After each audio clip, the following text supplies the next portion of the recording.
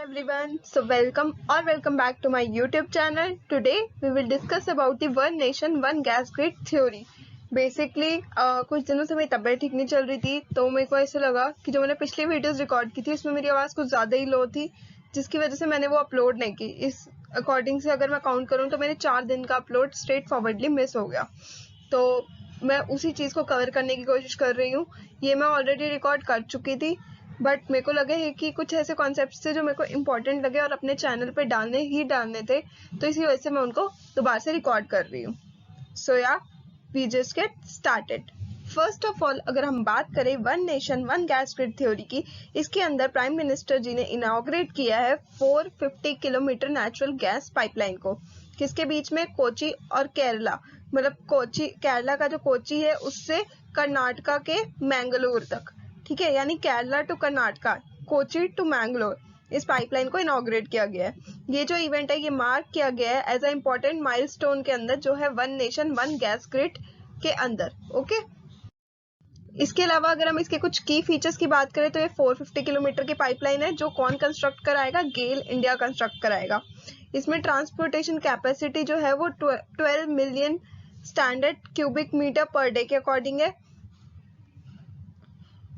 इसके अलावा इसकी जो डेस्टिनेशन है, तो ये क्या करेगी? ये नेचुरल गैस को कैरी करेगी फ्रॉम लिक्विड नेचुरल गैस, जो कि क्या होती है? लिक्विफाइड नेचुरल गैस, जो कि क्या कहलाती है? LNG।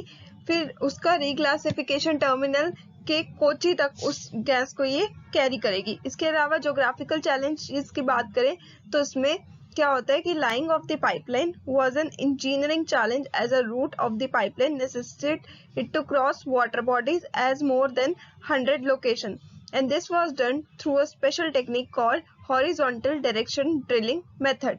तो रास्ते में कई बार क्या होता था, काफी ज्यादा नदियां पड़ रही थी, काफी ज्यादा वाटर बॉडीज को इनको क्रॉस करना पड़ रहा था, जिसके लिए उन्होंने एक इंजीनियरिंग टेक्निक अपनाई जिसे कहा जाता है हॉरिजॉन्टल डायरेक्शन ड्रिलिंग मेथड। इसके अलावा अगर हम बात करें एंड यूजर्स की, तो ये जो पाइपलाइन है ये सप्लाई करेगी एनवायरमेंटल फ्रेंडली और अफोर्डेबल फ्यूल, किसको? हाउस होल्ड को, ट्रांसपोर्टेशन सेक्टर को, और इसके अलावा कमर्शियल और इंडस्ट्रियल यूनिट्स को अक्रॉस द डिस्ट्रिक्ट। ओके, यानी जिस जिस डिस्ट्रिक्ट से ये पाइपलाइन होते जाएगी उन जगहों पर ये सप्लाई करेगी। इसके अलावा अगर हम एम्प्लॉयमेंट की बात करें तो इसके कंस्ट्रक्शन में जो है 1.2 मिलियन लेबर फोर्स का यूज किया गया है, तो एम्प्लॉयमेंट जनरेशन तो हुआ ही हुआ है। इसके अलावा अगर हम बात करें one nation one gas grid की, तो ये जो Indian power system for planning and operational purposes is divided into 5 regional grids. इसके अंदर 5 मेन रीजनल ग्रिड्स के अंदर इस one nation one gas grid को डिवाइड किया गया है। तो one nation one gas grid refers to the integration of these regional grids, thus establishing a national grid for providing energy produced by natural gas to various stakeholders like central government, state government, public and private sectors। इसके अंदर क्या है, 5 regional grid थे, उनको combine करके ये एक grid, proper जाल, ग्रिड का मतलब होता है जाल, तो 5 अलग अलग रीजन्स थे, उनके ग्रिड्स को कंबाइन करके एक जाल बनाया गया है, एक ग्रिड बनाया गया है, तो उसको हम क्या कहेंगे? One nation one gas grid. अगर हम इधर में देखें तो as we guys can see कि पूरा आपको जाल दिख ही रहा है।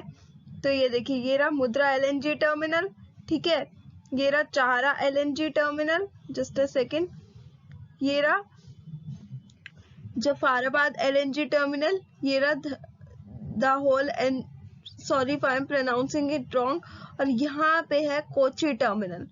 ओके, यहाँ पे है एनोर टर्मिनल, यहाँ पे है धर्मा टर्मिनल, और मतलब आप लोग देख पा रहे हैं कि कितने ज्यादा ग्रिड काइंड ऑफ में है, ठीक है। तो यहाँ से इन सबको कनेक्ट कर करके इनको अब एक ही ग्रिड का नाम दे दिया है, जिसके अंदर बोला गया है one nation one gas grid theory, ठीक है।